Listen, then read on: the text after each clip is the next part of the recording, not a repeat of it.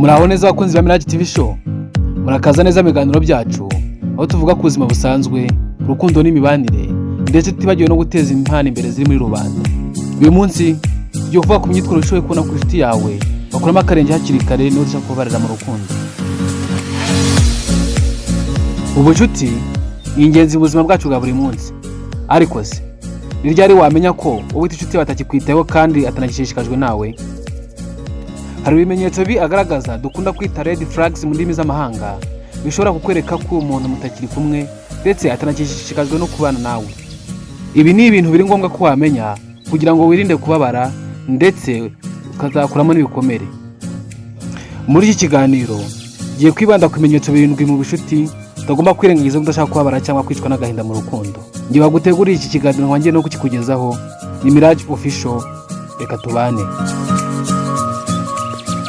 Ikintu cya mbere ukwiye kumenya ni uko iyo nshuti bigusuzugura cyangwa igaterwa ipfunwe no kwiri kumwe nawe mu ruhame.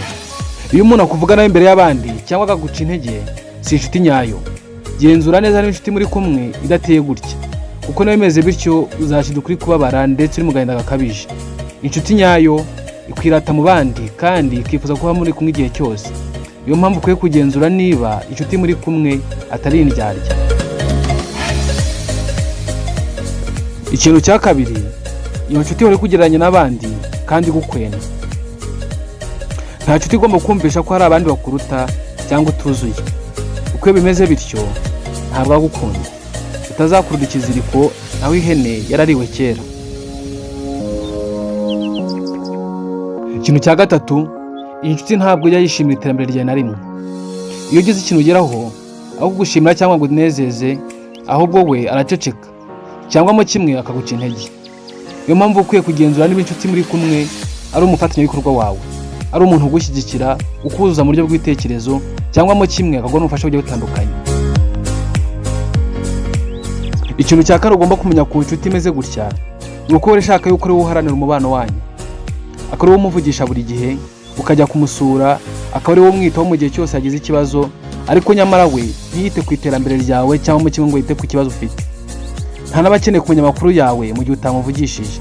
Aba ari wa muntu ufatira mu ikosa akakubwira ngo ihangane, ngo none se mbigenze, ngo none se nakora iki? Nubona umuntu wita inshuti yawe afite ino myitwarire, uzamugendere kure uko bizarangira bibabariyemo.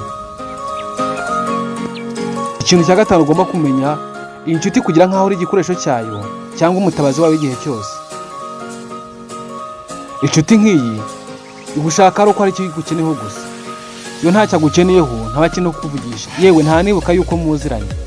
Ariko yatewe n'amage cyangwa amakuba cyangwa gukenera nk'amafaranga nibwo akwibuka, ukamagaza shirinda gushaka wanye muri iki kibazo. Mu by'ukuri ugasanga wahindutse igikoresho cyiwe aho kubaka umubano nawe. Niyo mpamvu ukwiye kugenzura neza niba inshuti muri kumwe itagukenera mu bibazo gusa cyangwa mu byago. Ari wa muntu uba ukeneye kumenya amakuru yawe, uko umeze n'uko wiriwe.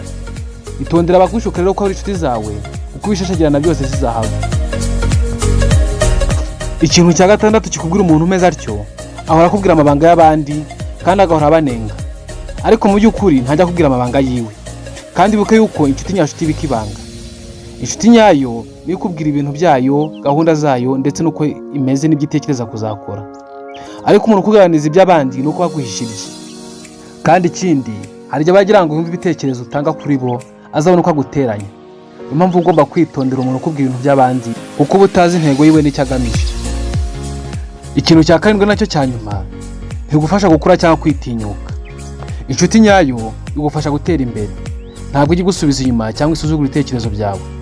Nubona umuntu umuha igitekerezo akagupfobya kandi ataguha ikindi kicyunganira, jya umenya uko ngo ari indyarya. Genzura neza niba inshuti ufite cyangwa umukunzi wawe ufite ari umujyanama mwiza, akamufatanyabikorwa ndetse aharanira iterambere ryawe. Bitabaye ibyo uri mu mazi abira. Kugira inshuti ni ingenzi, ariko si buri wese ukwiriye kubera inshuti. Uramutse ubonye ibimenyetso ku nshuti yawe, hagararira aho ngaho utazabaho babara. Inshuti nyayo iguha agaciro, ikakwitaho kandi ikagufasha kuba wowe. Niba hari icyo wungutse muri iki kiganiro, ntuzibagirwe kudukurikirana ibiganiro byacu bitaha, ukora like kandi unasangiza ibiganiro ku nshuti zawe zose. Yari Mirage Official kuri Mirage TV show. Reka duhe ibiganiro bitaha. Shalom shalom, amahoro y'Imana bane namwe.